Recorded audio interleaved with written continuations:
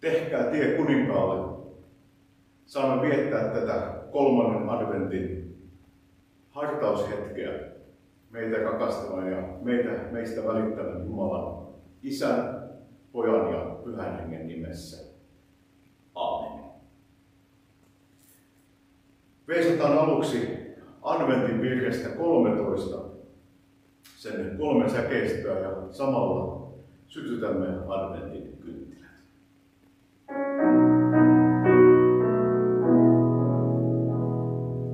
Nyt sytytämme kynttilän, se hetki leimahtaa.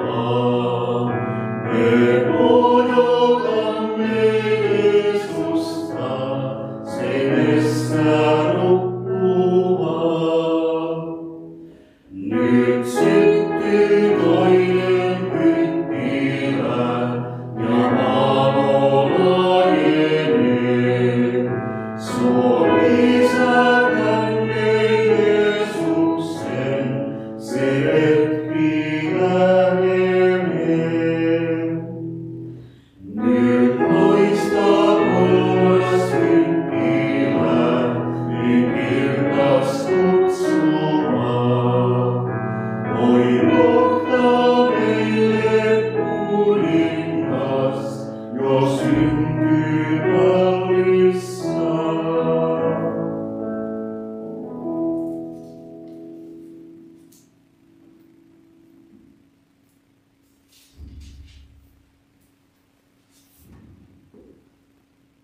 Kolmannen adventin psalmi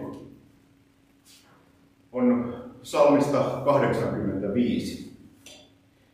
Minä kuuntelen, mitä Herra Jumala puhuu. Hän lupaa rauhan kansalleen omilleen. Älkööt he enää eksykö mielettömyyteen. Hän antaa apunsa niille, jotka häntä palvelevat, ja niin meidän maamme saa takaisin kunniansa. Laupeus ja uskollisuus kohtaavat, oikeus ja rauha suutelevat toisiaan. Uskollisuus versoo maasta ja oikeus katsoo alas taivaasta. Herra antaa kaiken hyvän, maa antaa satonsa. Herran edellä kulkee oikeus, se valmistaa Herralle tien. Kunnia Isälle ja Pojalle ja Pyhälle Hengelle, niin kuin oli alussa, nyt on ja aina, iankaikkisesta iankaikkiseen. Aamen.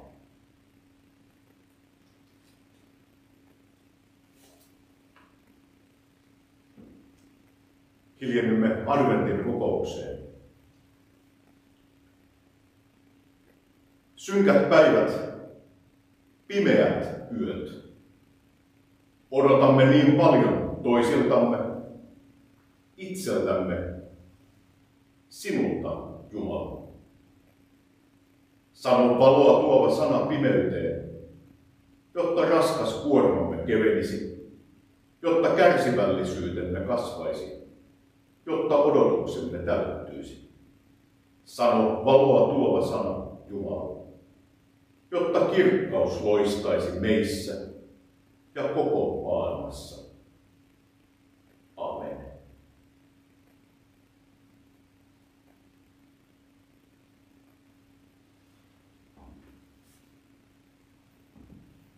Vanhan testamentin lukukappale on profeetta Jeremian kirjan luvusta 3. Paljailta kukkuloilta kuuluu ääni, israelilaisten itku ja rukous. He ovat kulkeneet vääriä teitä, ovat unohtaneet Herran Jumalansa. Palatkaa takaisin, luopuneet lapset, minä parannan teidät luopumuksestanne. Herra, me tulemme luoksesi, sillä sinä olet meidän Jumalamme. Valhetta ja petosta on kukkuloilla, meluisaa menoa vuorilla. Totisesti, vain Herra, meidän Jumalamme, voi Israelin pelastaa. Baal on syönyt kaiken, mitä isämme ovat hankkineet. Niin kauan kuin muistamme, se on vienyt heiltä lampaat ja härät, pojat ja tyttäret. Langetkaamme häveten maahan, häväistys meidät peittäköön. olemme rikkoneet Herraa Jumalaamme vastaan. Nuoruudestamme asti tähän päivään saakka olemme tehneet syntiä, niin me itse kuin meidän isämmekin. Me emme ole kuunnelleet Herran Jumalamme ääntä.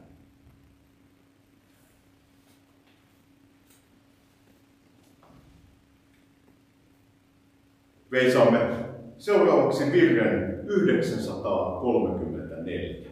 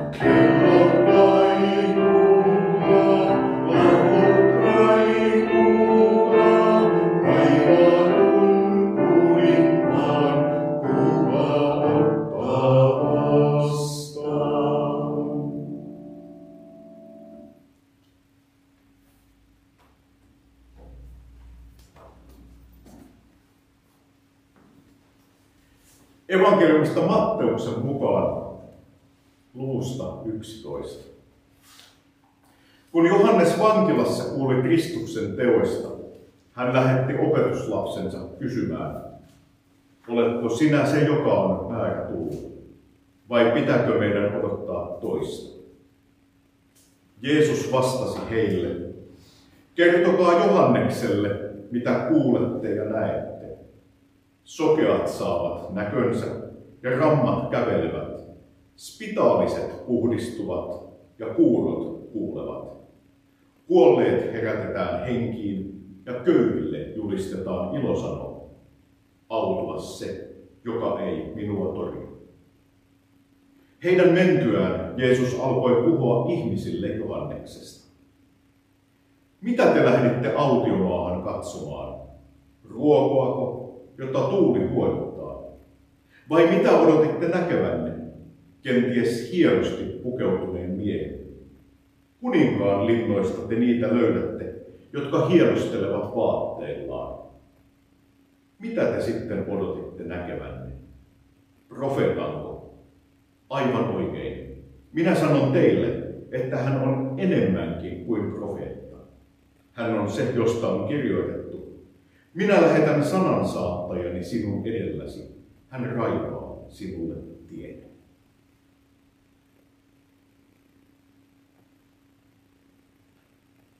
Saarnan lomassa laulamme virrestä 12 aina säkeistöön.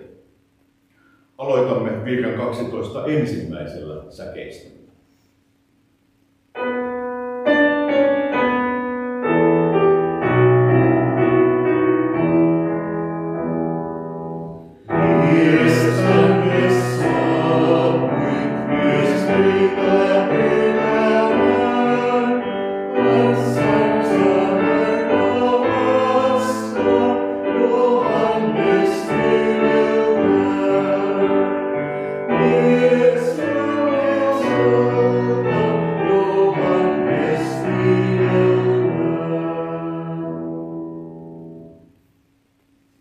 Johannes Kastaja, jonka kuvaan tässä alttarillakin, oli sanansaattaja, Kristuksen edeltäjä.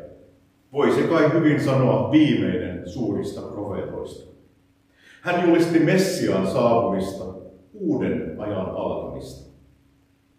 Johannes itsekin kutsui itseään autiomaassa huutavaksi ääneksi ja Herran tien tasoittajaksi. Hän tiesi tehtävänsä väliaikaisuuden. Hänellä olisi sanottavaa niin kauan, kunnes seuraaja saapuisi. Johanneksen lupaukset uuden ajan alkamisesta toteutuivat. Tehtävä tuli täytetyksi. Kristus tuli ja opetti.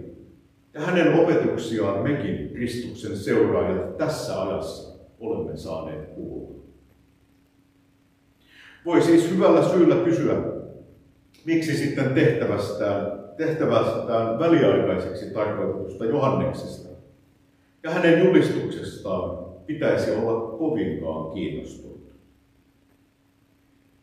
Jostain syystä evankeliumeiden kirjoittajat halusivat tuoda Johannes Kastajan esiin muutenkin kuin vain lyhyenä mainintana. Ehkä Johanneksella on sittenkin jotain sanottavaa meillekin. Veisataan toinen säkeistö.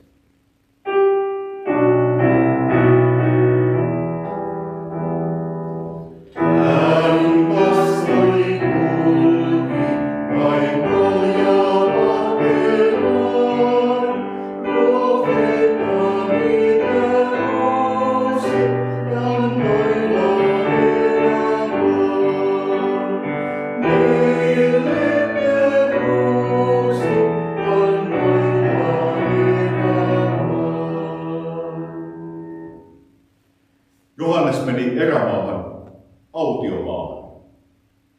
Autiomaassa hän löysi Jumalan hänelle antaman tehtävän ja alkoi toteuttaa sitä. Autiomaassa on päivällä kuuma, yöllä kylmä. Siellä on yksinäistä, nälkä ja jano yllättävät nopeasti. Autiomaassa ihminen kohtaa oman rajallisuutensa varsin rajulla tavalla.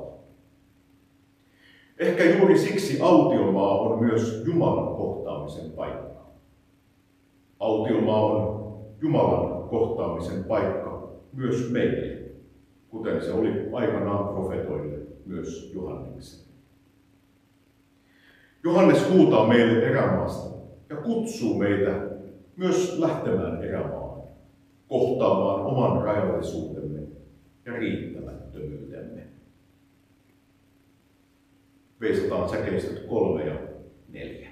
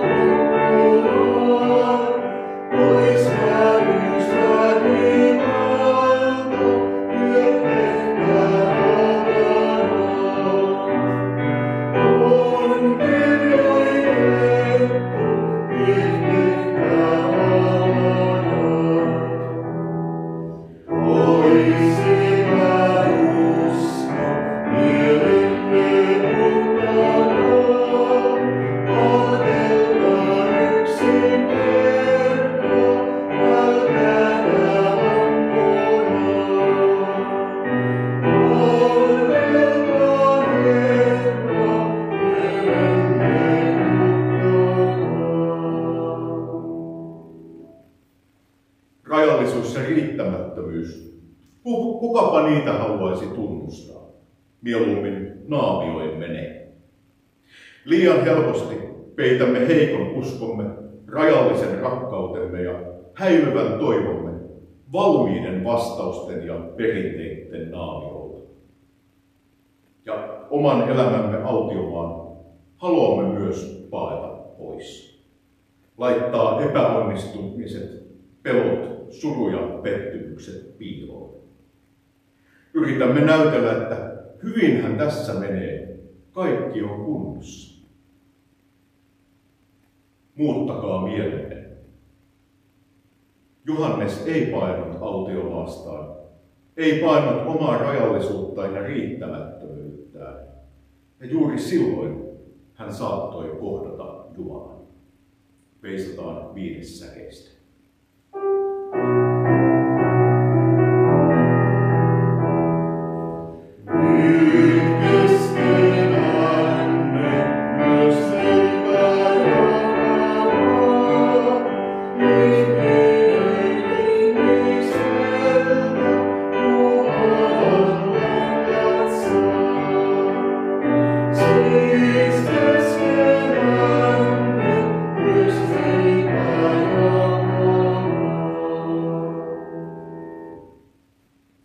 Johanneksesta sanotaan, ei hän itse ollut tuo valo, mutta valon todistaja hän oli.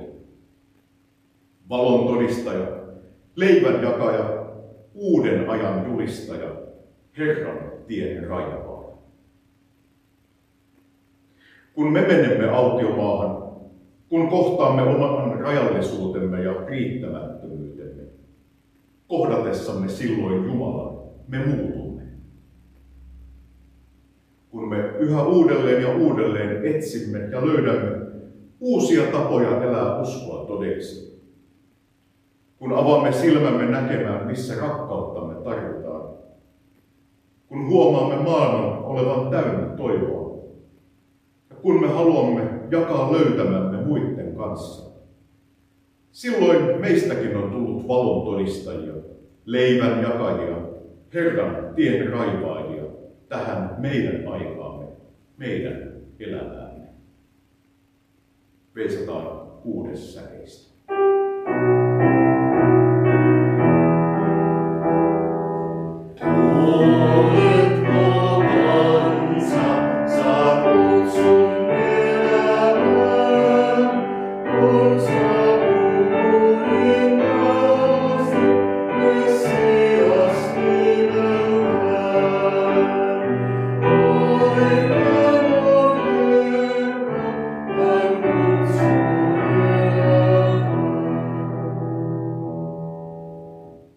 Tunnustamme yhteisen uskomme. Minä uskon Jumalaan, Isään kaikkivaltiaaseen, taivaan ja maan luojaan, ja Jeesukseen Kristukseen, Jumalan ainoaan poikaan, meidän Herraamme, joka sikisi pyhästä hengestä, syntyi neitsyt Mariasta, kärsi Pontius Pilatuksen aikana, ristiin naulittiin, kuoli ja haudattiin, astui alas tuonelaan, nousi 3. päivänä kuolleista, astui ylös taivaisiin, istuu Jumalan, Isän kaikkivaltiaan oikealla puolella, ja on sieltä tuleva tuomitsemaan eläviä ja kuolleita, ja pyhän henkeen, pyhän yhteisen seurakunnan, pyhän yhteyden, syntien anteeksi antamisen, ruumiin ylösnousemisen ja iankaikkisen elämän. Kristus on meidän toivomme ja ilomme. Saamme yhdessä aina lausua, Kristus tulee. Kristus tulee. Tule kaikkien niiden luo, joiden elämä täyttyy huolista ja murheista, jotka ovat sairaita, yksinäisiä tai sorrettuja. Kristus tulee. Tule kaikkien niiden luo, jotka kärsivät sodista, terrorista ja väkivallasta. Kristus tulee. Tule kaikkien niiden luo, joilla ei ole työtä ja joiden elämästä on kadonnut mielekkyys. Kristus tulee. Tule kaikkien niiden luo, jotka ovat sairastuneet, elämä on suistunut raiteeltaan ja toivo on kadonnut. Kristus, tule. Tule kaikkien niiden luo, jotka ovat lähellä kuolemaa ja näkevät edessä vain pimeyttä. Kristus, tule. Tule kaikkien niiden luo, joita tänään erityisesti ajattelemme ja joiden puolesta rukoilemme. Kristus, tule. Tule meidän luoksemme, meidän, jotka odotamme tuloasi ja tarvitsemme sinua avuksemme. Kristus, tule. Sinä olet tullut ihmiseksi pelastamaan meidät ja täyttämään sydämemme ilolla. Kiitämme sinua, Kristus, veljemme ja Jumalamme, iankaikkisesti. Aamen. Rukoilemme yhdessä. Isä meidän, joka olet taivaissa, pyhitetty olkoon sinun nimesi, tulkoon sinun valtakuntasi, tapahtukoon sinun tahtosi, myös maan päällä niin kuin taivaassa. Anna meille tänä päivänä meidän jokapäiväinen leipämme, ja anna meille meidän syntimme anteeksi, niin kuin mekin anteeksi annamme niille, jotka ovat meitä vastaan rikkoneet. Äläkä saata meitä kiusaukseen, vaan päästä meidät pahasta, sillä sinun on valtakunta, voima ja kunnia iankaikkisesti. Aamen. Ottakaa vastaan adventin siunaus. Jumala siunatkoon teitä, jotka osaatte odottaa. Hän avatkoon teille ovensa, kun aika tulee. Jumala siunatkoon teitä, jotka osaatte kuunnella. Hän tuokoon korviinne hyvän sanansa. Jumala siunatkoon teitä, jotka osaatte ihmetellä. Hän täyttäköön sydämenne ihmeillään. Jumala siunatkoon teitä, jotka osaatte toivoa. Hän vahvistakoon teitä lupauksillaan. Jumala siunatkoon teitä, jotka osaatte rakastaa. Hän tehköön teistä loistavia liekkejä pimeyden ja kylmyyden keskellä. Jumala siunatkoon teitä, jotka osaatte odottaa intohimoisesti ja malttamattomina Jumalan ajan koittamista keskuuteemme. Isän ja Pojan ja Pyhän Hengen nimessä. Aamen. Päätteeksi veisaamme vielä virren 7.